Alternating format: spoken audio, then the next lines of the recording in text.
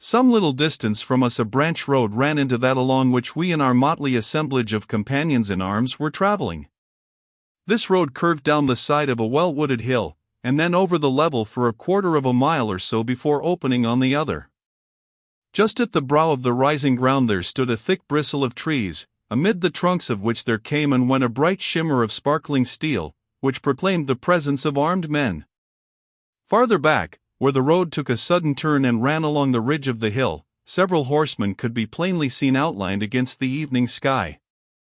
So peaceful, however, was the long sweep of countryside, mellowed by the golden light of the setting sun, with a score of village steeples and manor houses peeping out from amongst the woods, that it was hard to think that the thundercloud of war was really lowering over that fair valley, and that at any instant the lightning might break from it. The country folk, however, appeared to have no difficulty at all in understanding the danger to which they were exposed. The fugitives from the west gave a yell of consternation, and ran wildly down the road or whipped up their beasts of burden in the endeavor to place as safe a distance as possible between themselves and the threatened attack. The chorus of shrill cries and shouts, with the cracking of whips, creaking of wheels, and the occasional crash when some cartload of goods came to grief, made up a most deafening uproar, above which our leader's voice resounded in sharp, eager exhortation and command. When, however, the loud brazen shriek from a bugle broke from the wood, and the head of a troop of horse began to descend the slope, the panic became greater still, and it was difficult for us to preserve any order at all amidst the wild rush of the terrified fugitives. "Stop that cart, Clarke!" cried Saxon vehemently, pointing with his sword to an old wagon, piled high with furniture and bedding, which was lumbering along drawn by two rawbone colts. At the same moment I saw him drive his horse into the crowd and catch at the reins of another similar one. Giving Covenant's bridle a shake, I was soon abreast of the cart which he had indicated, and managed to bring the furious young horses to a standstill. "Bring it up!" cried our leader, working with the coolness which only a long apprenticeship to war can give. "Now, friends, cut the traces." A dozen knives were at work in a moment, and the kicking, struggling animals scampered off, leaving their burdens behind them. Saxon sprang off his horse and set the example in dragging the wagon across the roadway, while some of the peasants, under the direction of Reuben Lockerby and of Master Joshua Pettigrew, arranged a couple of other carts to block the way 50 yards further down. The latter precaution was to guard against the chance of the royal horse riding through the fields and attacking us from behind. So speedily was the scheme conceived and carried out, that within a very few minutes of the first alarm we found ourselves protected front and rear by a lofty barricade, while within this improvised fortress was a garrison of 150 men. "What firearms have we amongst us?" asked Saxon hurriedly. "A dozen pistols at the most," replied the elderly Puritan, who was addressed by his companions as Hope above Williams. "John Rodway, the coachman, hath his blunderbuss. There are also 2 godly men from Hungerford, who are keepers of game, and who have brought their pieces with them." "They are here, sir," cried another, pointing to 2 stout, bearded fellows, who were ramming charges into their long-barreled muskets. "Their names are Watt and Nat Milman. 2 who can hit their mark are worth a battalion who shoot wide," our leader remarked. "Get under the wagon, my friends, and rest your pieces upon the spokes. Never draw trigger until the sons of Belial are within 3 pikes' length of ye." "My brother and I," quoth one of them, "can hit a running doe at 200 paces. Our lives are in the hands of the Lord, but 2, at least, of these hired butchers we shall send before us." "As gladly as ever we slew stoat or wildcat," cried the other, slipping under the wagon. "We are keeping the Lord's preserves now, brother Watt, and truly these are some of the vermin that infest them." "Let all who have pistols line the wagon," said Saxon, tying his mare to the hedge, an example which we all followed.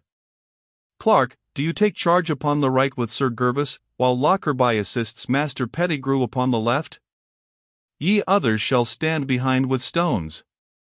Should they break through our barricades, slash at the horses with your sides. Once down, the riders are no match for ye." A low sullen murmur of determined resolution rose from the peasants, mingled with pious ejaculations and little scraps of hymn or of prayer. They had all produced from under their smocks rustic weapons of some sort. 10 or 12 had petronels, which, from their antique look and rusty condition, threatened to be more dangerous to their possessors than to the enemy. Others had sickles, scythe blades, flails, half-pikes, or hammers, while the remainder carried long knives and oaken clubs. Simple as were these weapons, history has proved that in the hands of men who are deeply stirred by religious fanaticism they are by no means to be despised. One had but to look at the stern, set faces of our followers, and the gleam of exultation and expectancy which shone from their eyes, to see that they were not the men to quail, either from superior numbers or equipment. "By the Mass," whispered Sir Gervas, "it is magnificent. An hour of this is worth a year in the Mall. The old Puritan bull is fairly at bay. Let us see what sort of sport the bullpups make in the baiting of him. I'll lay 5 pieces to 4 on the chawbacons." "Nay, it's no matter for idle betting," said I shortly, for his light-hearted chatter annoyed me at so solemn a moment. "5 to 4 on the soldiers, then," he persisted. "It is too good a match not to have a stake on it one way or the other." "Our lives are the stake," said I. "Faith, I had forgot it," he replied, still mumbling his toothpick. "To be or not to be, as Will of Stratford says. Canaston was great on the passage. But here is the bell that rings the curtain up." Whilst we had been making our dispositions, the troop of horse, for there appeared to be but one, had trotted down the crossroad, and had drawn up across the main highway. They numbered, as far as I could judge, about 90 troopers, and it was evident from their 3-cornered hats, steel plates, red sleeves, and bandoliers, that they were dragoons of the regular army. The main body halted a quarter of a mile from us, while 3 officers rode to the front and held a short consultation, which ended in one of them setting spurs to his horse and cantering down in our direction. A bugler followed a few paces behind him, waving a white kerchief and blowing an occasional blast upon his trumpet. "Here comes an envoy," cried Saxon, who was standing up in the wagon. "Now, my brethren, we have neither kettledrum nor tinkling brass, but we have the instrument wherewith Providence hath endowed us. Let us show the redcoats that we know how to use it. Who then dreads the violent, or fears the man of pride? Or shall I flee from 2 or 3 if he be by my side?" 70 voices broke in a hoarse roar, upon the chorus. "Who then fears to draw the sword, and fight the battle of the Lord?" I could well believe at that moment that the Spartans had found the lame singer Tertius the most successful of their generals, for the sound of their own voices increased the confidence of the country folk, while the martial words of the old hymn roused the dogged spirit in their breasts. So high did their courage run that they broke off their song with a loud warlike shout, waving their weapons above their heads, and ready I verily believe to march out from their barricades and make straight for the horsemen.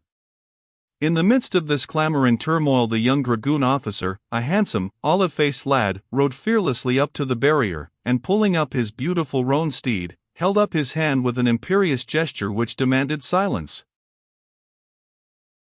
"Who is the leader of this conventicle?" he asked.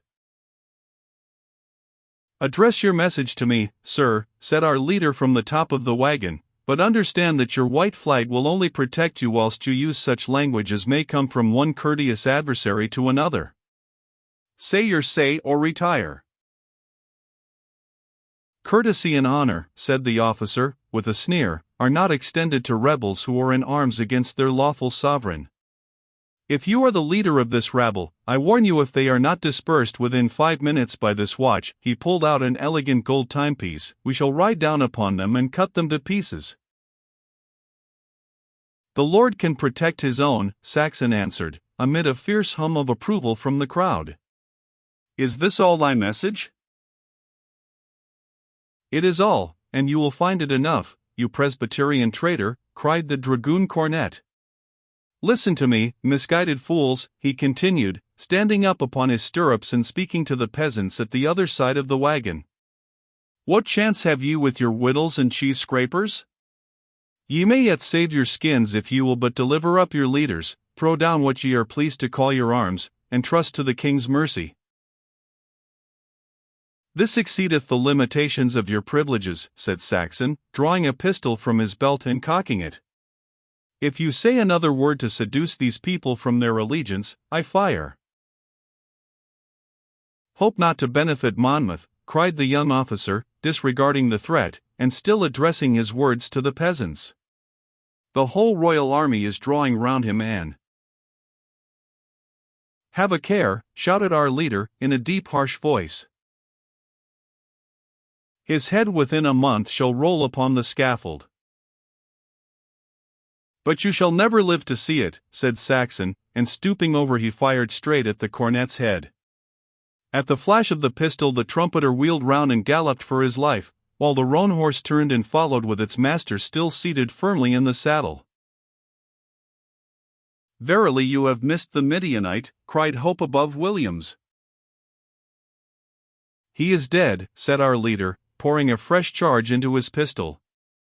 "It is the law of war, Clarke," he added, looking round at me. "He hath chosen to break it, and must pay forfeit."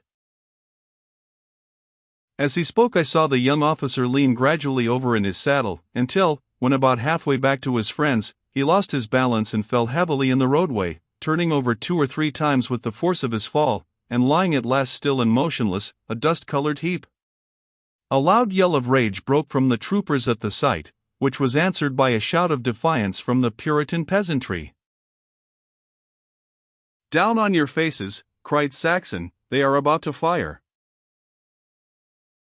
The crackle of musketry and a storm of bullets, pinging on the hard ground, or cutting twigs from the hedges on either side of us, lent emphasis to our leader's order. Many of the peasants crouched behind the feather beds and tables which had been pulled out of the cart. Some lay in the wagon itself, and some sheltered themselves behind or underneath it. Others again lined the ditches on either side or lay flat upon the roadway, while a few showed their belief in the workings of Providence by standing upright without flinching from the bullets. Amongst these latter were Saxon and Sir Gervas, the former to set an example to his raw troops, and the latter out of pure laziness and indifference. Reuben and I sat together in the ditch, and I can assure you, my dear grandchildren, that we felt very much inclined to bob our heads when we heard the bullets piping all around them. If any soldier ever told you that he did not the first time that he was under fire, then that soldier is not a man to trust. After sitting rigid and silent, however, as if we had both stiff necks, for a very few minutes, the feeling passed completely away, and from that day to this it has never returned to me. You see, familiarity breeds contempt with bullets as with other things, and though it is no easy matter to come to like them, like the King of Sweden or my Lord Cuts, it is not so very hard to become indifferent to them. The cornet's death did not remain long unavenged. A little old man with a sickle, who had been standing near Sir Gervas, gave a sudden sharp cry, and springing up into the air with a loud "Glory to God," fell flat upon his face dead. A bullet had struck him just over the right eye. Almost at the same moment one of the peasants in the wagon was shot through the chest, and sat up coughing blood all over the wheel. I saw Master Joshua Pettigrew catch him in his long arms, and settle some bedding under his head, so that he lay breathing heavily and pattering forth prayers. The minister showed himself a man that day, for amid the fierce carbine fire he walked boldly up and down, with a drawn rapier in his left hand, for he was a left-handed man, and his Bible in the other. "This is what you are dying for, dear brothers," he cried continually, holding the brown volume up in the air. "Are ye not ready to die for this?" And every time he asked the question a low eager murmur of assent rose from the ditches, the wagon, and the road. "They aim like yokels at a Wapenshaw," said Saxon, seating himself on the side of the wagon. "Like all young soldiers they fire too high. When I was an adjutant it was my custom to press down the barrels of the muskets until my eye told me that they were level.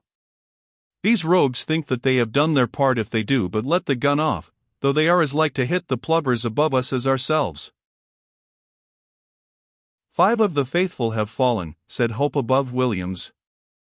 Shall we not sally forth and do battle with the children of Antichrist? Are we to lie here like so many popinjays at a fair for the troopers to practice upon? There is a stone barn over yonder on the hillside, I remarked. If we who have horses, and a few others, were to keep the dragoons in play, the people might be able to reach it, and so be sheltered from the fire. At least let my brother and me have a shot or two back at them, cried one of the marksmen beside the wheel. To all our entreaties and suggestions, however, our leader only replied by a shake of the head, and continued to swing his long legs over the side of the wagon with his eyes fixed intently upon the horsemen, many of whom had dismounted and were leaning their carbines over the cruppers of their chargers. "This cannot go on, sir," said the pastor, in a low earnest voice. "2 more men have just been hit." "If 50 more men are hit we must wait until they charge," Saxon answered. "What would you do, man? If you leave this shelter you will be cut off and utterly destroyed. When you have seen as much of war as I have done, you will learn to put up quietly with what is not to be avoided. I remember on such another occasion when the rear guard or Nachhut of the imperial troops was followed by Croats, who were in the pay of the Grand Turk, I lost half my company before the mercenary renegades came to close fighting. Ha, my brave boys, they are mounting. We shall not have to wait long now." The dragoons were indeed climbing into their saddles again, and forming across the road, with the evident intention of charging down upon us. At the same time about 30 men detached themselves from the main body and trotted away into the fields upon our right.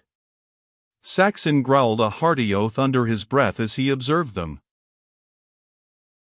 "They have some knowledge of warfare after all," said he. "They mean to charge us flank in front. Master Joshua, see that your sidesmen line the quickset hedge upon the right. Stand well up, my brothers, and flinch not from the horses. You men with the sickles, lie in the ditch there, and cut at the legs of the brutes. A line of stone throwers behind that. A heavy stone is as sure as a bullet at close quarters. If you would see your wives and children again, make that hedge good against the horsemen.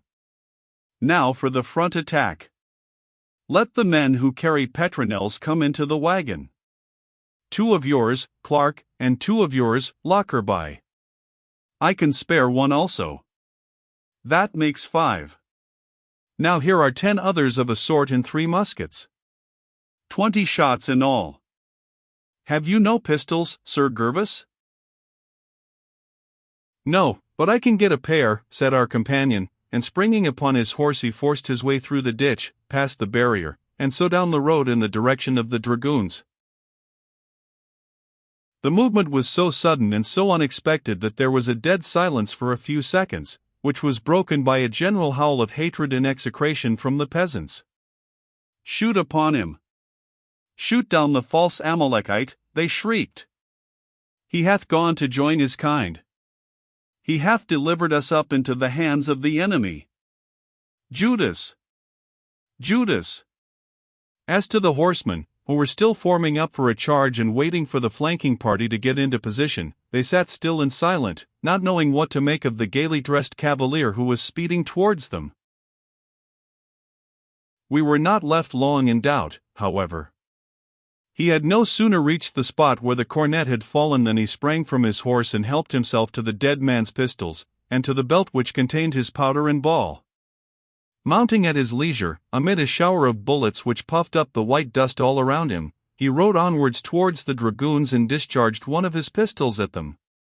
Wheeling round he politely raised his cap, and galloped back to us, none the worse for his adventure, though a ball had grazed his horse's fetlock and another had left a hole in the skirt of his riding coat. The peasants raised a shout of jubilation as he rode in, and from that day forward our friend was permitted to wear his gay trappings and to bear himself as he would, without being suspected of having mounted the livery of Satan or of being wanting in zeal for the cause of the saints. "They are coming," cried Saxon. "Let no man draw trigger until he sees me shoot. If any does, I shall send a bullet through him, though it was my last shot and the troopers were amongst us." As our leader uttered this threat and looked grimly round upon us with an evident intention of executing it, a shrill blare of a bugle burst from the horsemen in front of us, and was answered by those upon our flank. At the signal both bodies set spurs to their horses and dashed down upon us at the top of their speed. Those in the field were delayed for a few moments, and thrown into some disorder, by finding that the ground immediately in front of them was soft and boggy, but having made their way through it they reformed upon the other side and rode gallantly at the hedge. Our own opponents, having a clear course before them, never slackened for an instant, but came thundering down with a jingling of harness and a tempest of oaths upon our rude barricades. Ah, my children! When a man in his age tries to describe such things as these, and to make others see what he has seen, it is only then that he understands what a small stock of language a plain man keeps by him for his ordinary use in the world, and how unfit it is to meet any call upon it. For though at this very moment I can myself see that white Somersetshire road, with the wild whirling charge of the horsemen, the red angry faces of the men, and the gaping nostrils of the horses all wreathed and framed in clouds of dust, I cannot hope to make it clear to your young eyes, which never have looked, and, I trust, never shall look, upon such a scene. When, too, I think of the sound, a mere rattle and jingle at first, but growing in strength and volume with every step, until it came upon us with a thunderous rush and roar which gave the impression of irresistible power, I feel that too is beyond the power of my feeble words to express. To inexperienced soldiers like ourselves it seemed impossible that our frail defense and our feeble weapons could check for an instant the impetus and weight of the dragoons. To right and left I saw white-set faces, open-eyed and rigid, unflinching, with a stubbornness which rose less from hope than from despair. All round rose exclamations and prayers. Lord, save thy people. Mercy, Lord, mercy. Be with us this day. Receive our souls, O merciful Father. Saxon lay across the wagon with his eyes glinting like diamonds and his petronel presented at the full length of his rigid arm. Following his example we all took aim as steadily as possible at the first rank of the enemy. Our only hope of safety lay in making that one discharge so deadly that our opponents should be too much shaken to continue their attack. Would the man never fire? They could not be more than 10 paces from us. I could see the buckles of the men's plates and the powder charges in their bandoliers. One more stride yet, and at last our leader's pistol flashed and we poured in a close volley, supported by a shower of heavy stones from the sturdy peasants behind. I could hear them splintering against casque and cuirass like hail upon a casement. The cloud of smoke veiling for an instant the line of galloping steeds and gallant riders drifted slowly aside to show a very different scene. A dozen men and horses were rolling in one wild blood-spurting heap, the unwounded falling over those whom our balls and stones had brought down. Struggling, snorting chargers, iron-shod feet, staggering figures rising and falling, wild, hatless, bewildered men half stunned by a fall, and not knowing which way to turn, that was the foreground of the picture, while behind them the remainder of the troop were riding furiously back, wounded and hale, all driven by the one desire of getting to a place of safety where they might rally their shattered formation. A great shout of praise and thanksgiving rose from the delighted peasants, and surging over the barricade they struck down or secured the few uninjured troopers who had been unable or unwilling to join their companions in their flight. The carbines, swords, and bandoliers were eagerly pounced upon by the victors, some of whom had served in the militia, and knew well how to handle the weapons which they had won. The victory, however, was by no means completed. The flanking squadron had ridden boldly at the hedge, and a dozen or more had forced their way through, in spite of the showers of stones and the desperate thrusts of the pikemen and scythemen. Once amongst the peasants, the long swords and the armor of the dragoons gave them a great advantage, and though the sickles brought several of the horses to the ground the soldiers continued to lay about them freely, and to beat back the fierce but ill-armed resistance of their opponents. A dragoon sergeant, a man of great resolution and of prodigious strength, appeared to be the leader of the party, and encouraged his followers both by word and example. A stab from a half-pike brought his horse to the ground, but he sprang from the saddle as it fell, and avenged its death by a sweeping backhanded cut from his broadsword. Waving his hat in his left hand he continued to rally his men, and to strike down every Puritan who came against him, until a blow from a hatchet brought him on his knees and a flail stroke broke his sword close by the hilt. At the fall of their leader his comrades turned and fled through the hedge, but the gallant fellow, wounded and bleeding, still showed fight, and would assuredly have been knocked upon the head for his pains had I not picked him up and thrown him into the wagon, where he had the good sense to lie quiet until the skirmish was at an end. Of the dozen who broke through, not more than 4 escaped, and several others lay dead or wounded upon the other side of the hedge, impaled by scythe blades or knocked off their horses by stones. Altogether 9 of the dragoons were slain and 14 wounded, while we retained 7 unscathed prisoners, 10 horses fit for service, and a score or so of carbines, with good store of match, powder, and ball. The remainder of the troop fired a single, straggling, irregular volley, and then galloped away down the crossroad, disappearing amongst the trees from which they had emerged. All this, however, had not been accomplished without severe loss upon our side. 3 men had been killed and 6 wounded, one of them very seriously, by the musketry fire. 5 had been cut down when the flanking party broke their way in, and only one of these could be expected to recover. In addition to this, 1 man had lost his life through the bursting of an ancient petronel, and another had his arm broken by the kick of a horse. Our total losses, therefore, were 8 killed and the same wounded, which could not but be regarded as a very moderate number when we consider the fierceness of the skirmish, and the superiority of our enemy both in discipline and in equipment. So elated were the peasants by their victory, that those who had secured horses were clamorous to be allowed to follow the dragoons, the more so as Sir Gervas Jerome and Reuben were both eager to lead them. Decimus Saxon refused, however, to listen to any such scheme, nor did he show more favor to the Reverend Joshua Pettigrew's proposal, that he should in his capacity as pastor mount immediately upon the wagon, and improve the occasion by a few words of healing and unction. It is true, good Master Pettigrew, that we owe much praise and much outpouring, and much sweet and holy contending, for this blessing which hath come upon Israel, said he, but the time hath not yet arrived. There is an hour for prayer and an hour for labor.